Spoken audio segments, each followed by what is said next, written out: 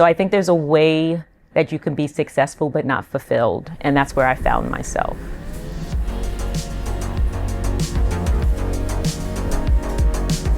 I was working in the fashion industry as a production manager, but it wasn't anything that I was passionate about. Well, I started thinking, okay, I may not have a career in 10 years' time. And I started thinking about, what do I really want to do? What can I really do that would make me feel fulfilled?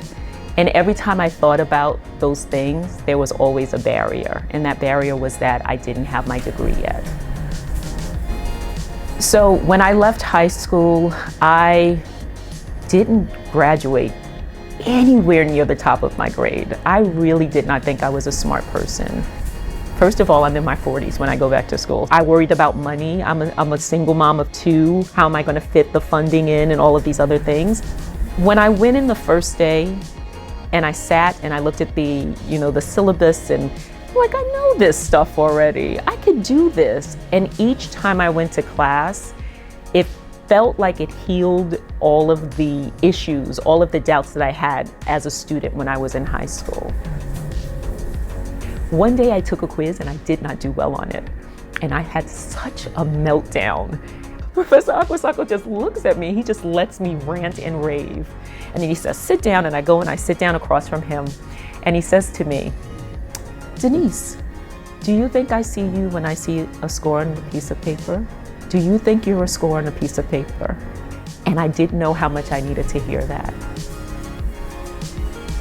If I were to describe CWE in one word, I would say it was challenging.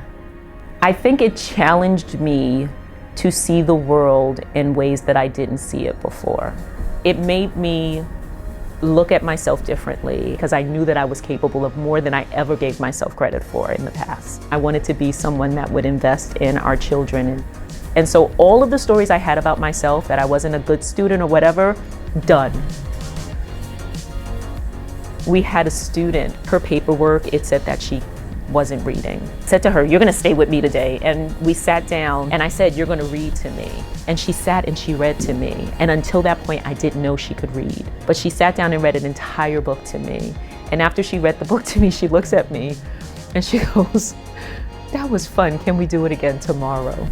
This little girl who's probably been written off over and over again had this moment where she got to shine. It feels good in my bones to be here.